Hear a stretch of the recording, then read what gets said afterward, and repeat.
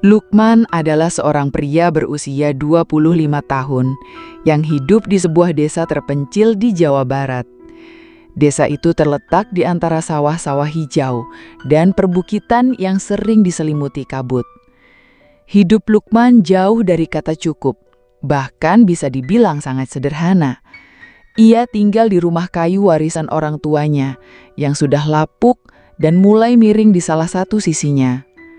Pekerjaannya setiap hari adalah mengurus kebun kecil yang berada di tepi hutan desa. Tanah itu tidak luas, tetapi menjadi satu-satunya sumber penghidupan Lukman. Tangannya kapalan, kulitnya gelap karena sinar matahari, dan bajunya selalu terlihat usang. Namun, di balik wajah letihnya, ada impian besar yang terus menghantui hidupnya. Ia ingin kaya raya, memiliki rumah besar, mobil mewah, dan istri cantik yang membuatnya disegani warga desa. Setiap malam sebelum tidur, ia memandangi langit dan membayangkan hidup dalam kemewahan. Walaupun tahu itu mustahil didapat dari bertani saja, namun Lukman tak pernah berhenti berharap. Hingga suatu malam, ketika bulan terlihat besar dan menggantung rendah di langit, Lukman duduk di depan gubuknya yang terletak di tengah kebun. Malam itu sunyi, hanya suara jangkrik dan angin yang berhembus pelan. Tiba-tiba, telinganya mendengar suara tembang dan gamelan dari dalam hutan. Gamelan pelan mengalun, seperti berasal dari tempat yang jauh, namun terasa dekat di telinganya. Gamelan itu terdengar merdu, namun juga membuat bulu kuduknya berdiri. Lukman mencoba meyakinkan diri bahwa itu hanya halusinasinya saja.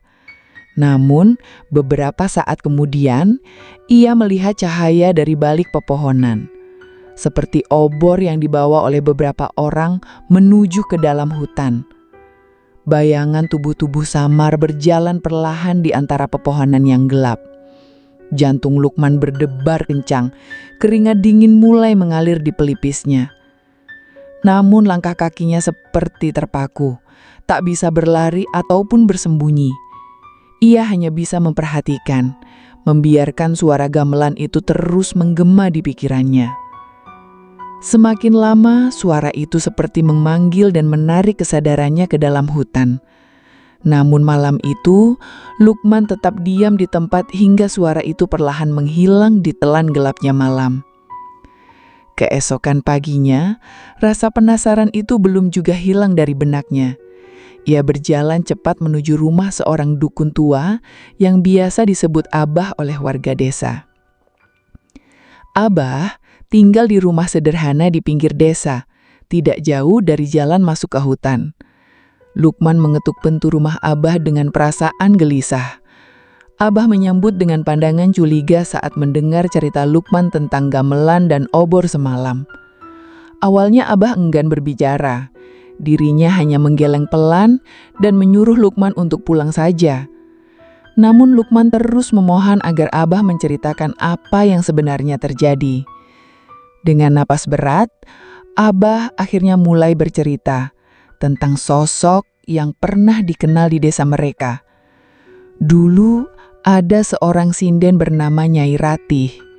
Nyai Ratih begitu terkenal karena kecantikan dan suaranya. Ia selalu tampil anggun dengan kebaya berwarna merah dan selendang kuning emas di bahunya. Banyak saudagar kaya datang untuk melamar, namun semuanya ditolak oleh Nyai Ratih. Justru ia memilih menikah dengan seorang petani miskin.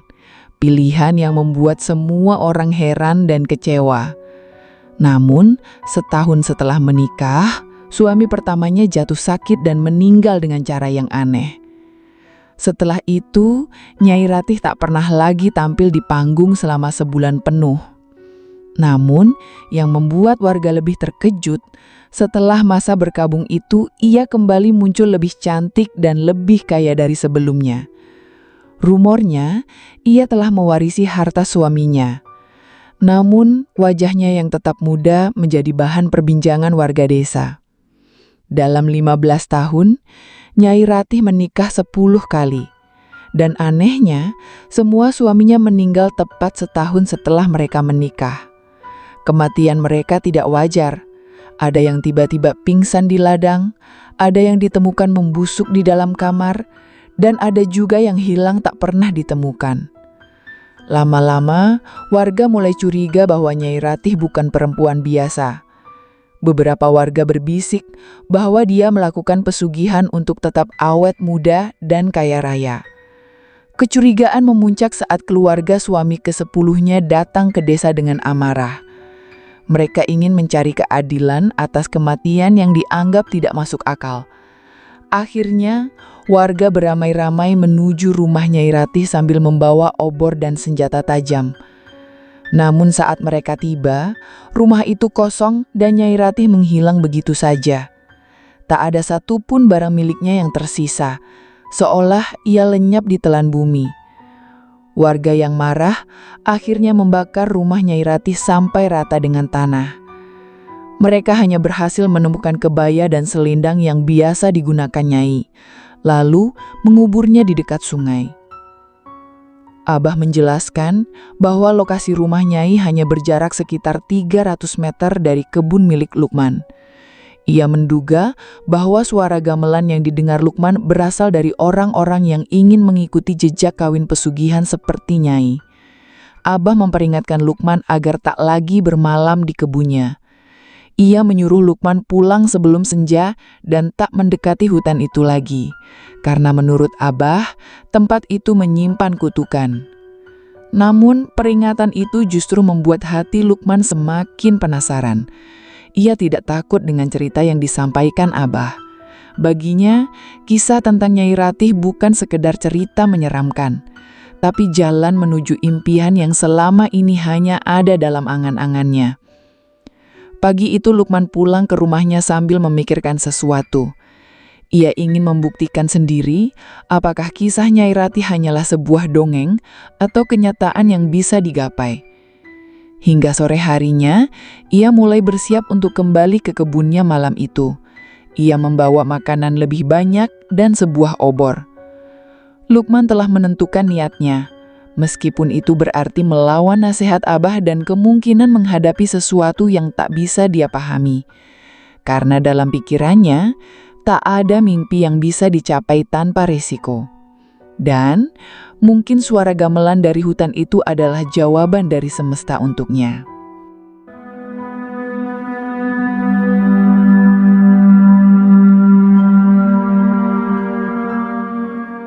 Senja belum sepenuhnya hilang ketika Lukman mulai memasuki batas hutan.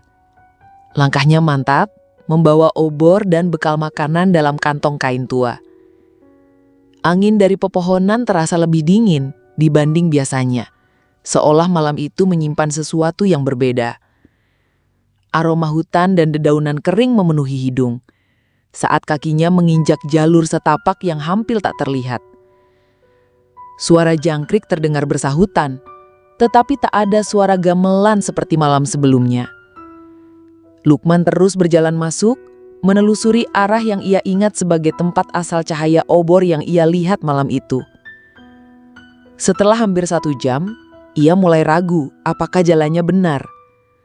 Semak mulai tinggi, ranting-ranting menutupi jalan, dan kabut tipis mulai turun perlahan. Namun tekadnya lebih kuat dari rasa takut yang mulai merayap di dalam hatinya. Ia menyusuri jalur hingga menemukan tanah yang lebih rata dan dikelilingi pohon-pohon besar. Di tempat itulah ia merasa pernah melihat cahaya obor sebelumnya. Lukman duduk di atas akar pohon besar yang menjalar ke permukaan tanah. Ia membuka bekal yang dibawanya, sepotong nasi bungkus dan air dalam botol plastik. Saat tangan kirinya mengambil makanan, tiba-tiba terdengar suara ranting patah dari arah belakang. Lukman menoleh cepat dan melihat sosok perempuan tua berdiri beberapa meter darinya. Perempuan itu mengenakan kebaya coklat lusuh dan kain batik yang kotor oleh tanah. Rambutnya panjang dan acak-acakan, sebagian menutupi wajahnya yang penuh kerutan. Namun tatapan matanya tajam dan bibirnya tersenyum tipis. Perempuan tua itu meminta makanan dari Lukman, karena mengaku belum makan sejak kemarin. Tanpa banyak bicara, Lukman membagi makanannya menjadi 2 dan mempersilahkan perempuan itu duduk di dekatnya. Perempuan tua itu duduk perlahan seolah tubuhnya sudah sangat rapuh. Namun wajahnya tetap memperhatikan Lukman dengan seksama. Setelah menyantap sedikit nasi, perempuan itu berkata bahwa Lukman adalah pemuda yang baik hati. Namun tiba-tiba perempuan tua itu bertanya dengan suara lirih, apakah Lukman ingin hidup kaya raya dan dihormati seluruh warga desa? Lukman terdiam sejenak, lalu mengangguk mantap. Perempuan itu kembali bertanya apakah Lukman mau memiliki banyak istri dan rumah megah seperti yang ada dalam mimpinya. Lukman hanya menatap wajah perempuan itu tanpa ragu, dan hatinya berkata iya. Perempuan itu lalu bangkit perlahan dan berdiri di depan Lukman sambil menunduk. Dengan tangan kurus dan keriput, ia mengguratkan ujung kukunya di lengan kirinya sendiri. Darah hitam mengalir dari luka yang terbuka. Perempuan itu menyodorkan tangannya pada Lukman dan menyuruhnya untuk meminum cairan hitam tersebut. Lukman merasa tubuhnya bergetar, namun entah kenapa ia tetap menyambut tangan itu dan menempelkan mulutnya. Rasa amis dan panas langsung memenuhi mulutnya. Saat cairan hitam menyentuh lidahnya, sesaat setelah itu tubuhnya terasa lemas dan pandangannya menjadi buram. Namun dalam keadaan setengah sadar, ia melihat perempuan tua itu perlahan berubah. Kulitnya yang keriput menjadi halus, rambutnya yang putih memanjang dan hitam berkilau. Tubuhnya kembali ramping dan wajahnya menjadi sangat cantik. Perempuan itu sekarang berdiri dengan anggun, mengenakan kebaya merah terang dan selendang kuning emas di bahunya. Dialah Nyai Ratih, sinden yang dulu terkenal di desa mereka dan hilang entah kemana. Lukman tak bisa berkata apapun. Tubuhnya masih lunglai, namun matanya tak bisa lepas dari wajah Nyai. Nyai tersenyum dan berkata bahwa sekarang Lukman telah menjadi suaminya yang sah. Nyai Ratih berkata bahwa Lukman akan mendapatkan semua yang ia impikan, asalkan ia memenuhi satu syarat. Syarat itu adalah menikahi gadis-gadis muda dan menumbalkan mereka kepada Nyai sebagai bentuk persembahan. Lukman masih belum bisa menggerakkan tubuhnya, namun hatinya sudah menyatu dengan kesepakatan itu. Nyai mendekatinya, mengelus rambutnya lalu memeluknya dengan lembut. Pelukan itu membuat tubuh Lukman perlahan kembali hangat dan bisa bergerak. Nyai mengatakan bahwa malam ini adalah awal dari kehidupan baru yang tak pernah ia bayangkan sebelumnya. Lukman hanya bisa menatap wajah Nyai yang semakin bersinar dalam gelapnya hutan. Bulan yang sebelumnya tertutup awan, kini menampakkan diri dan cahayanya jatuh tepat di atas tubuh Nyai. Wajah cantiknya semakin jelas, namun juga menyimpan sesuatu yang membuat bulu kudit berdiri. Angin berhenti berhembus, suara jangkrik lenyap dan hutan menjadi sunyi seketika. Malam itu, Lukman menghabiskan waktu bersama Nyai di bawah cahaya bulan, melakukan penyatuan sebagai bagian dari perjanjian pesugihan. Tak ada suara selain napas mereka dan bisikan lembut Nyai yang menyusup ke telinga Lukman. Lukman merasakan tubuhnya berubah menjadi ringan dan tenang, seolah beban hidupnya perlahan terangkat. Nyai mengajaknya kembali ke kebun, namun sebelum itu ia memberi Lukman sesuatu. Dari dalam kain kebayanya, Nyai mengeluarkan sekantong kecil berisi koin emas yang berkilau dalam cahaya bulan. Koin itu adalah tanda bahwa pesugihan sudah dimulai dan kekayaan akan datang sedikit demi sedikit.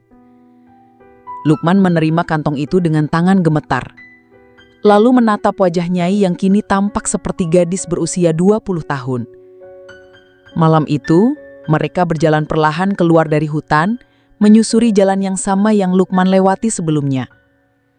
Namun langkahnya sekarang tidak lagi dipenuhi keraguan, karena di sampingnya berjalan seorang perempuan cantik yang kini menjadi istri pertamanya dalam perjanjian kawin pesugihan.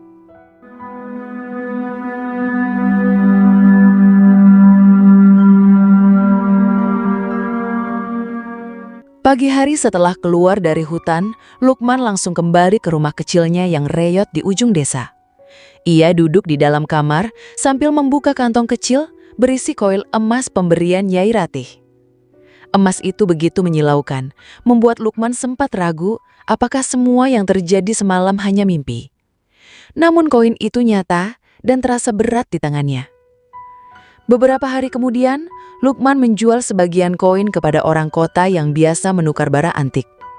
Uangnya sangat besar, jauh melebihi nilai emas biasa.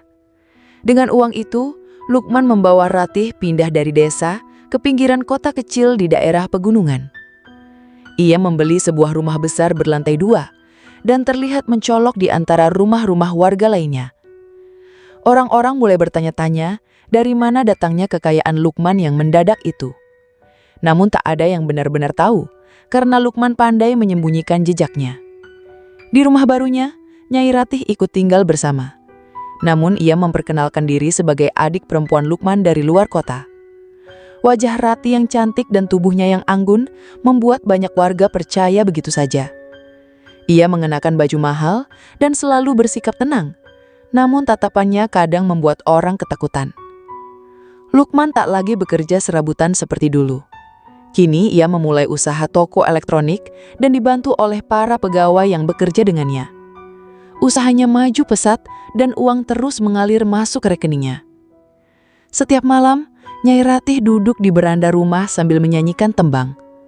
Suaranya mengalun halus, tapi bagi orang yang peka, suara itu terdengar seperti ratapan dari dunia lain.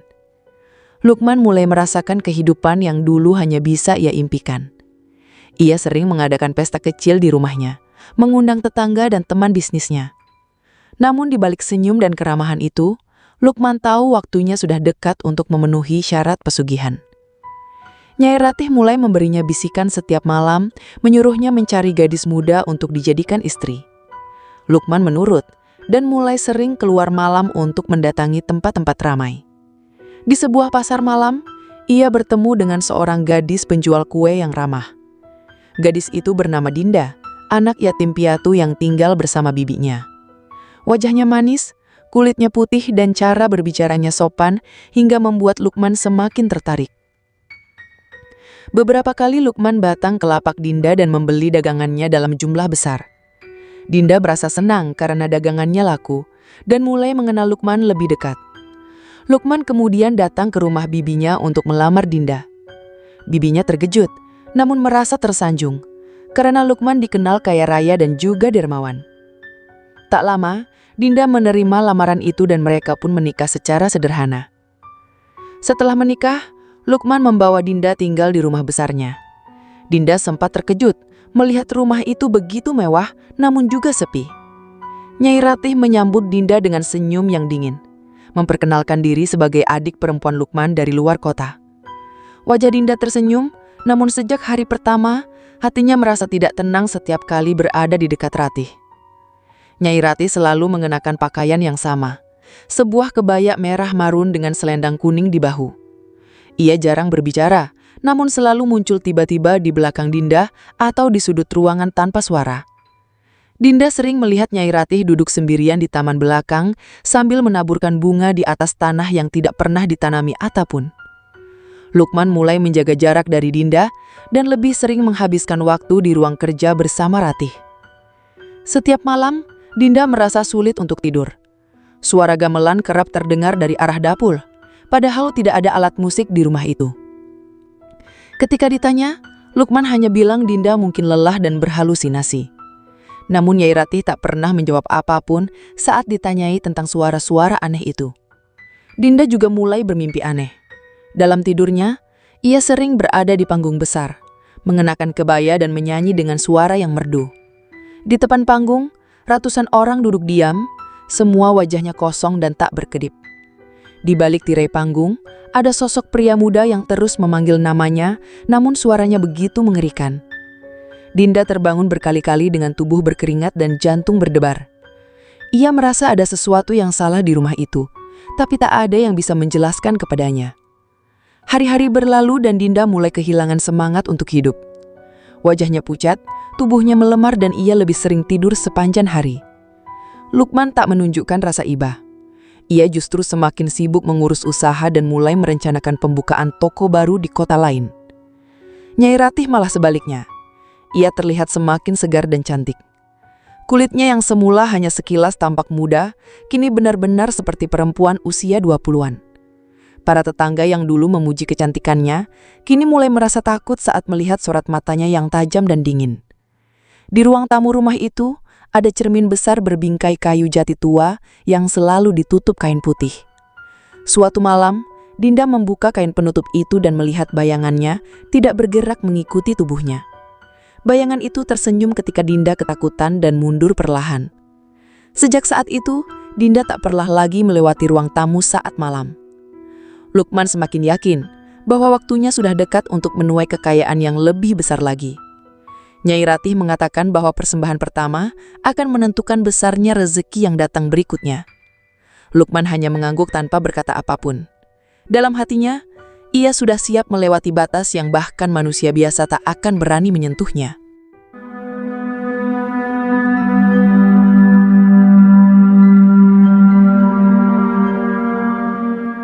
Di satu malam yang sangat dingin, Dinda berjalan di dalam rumah.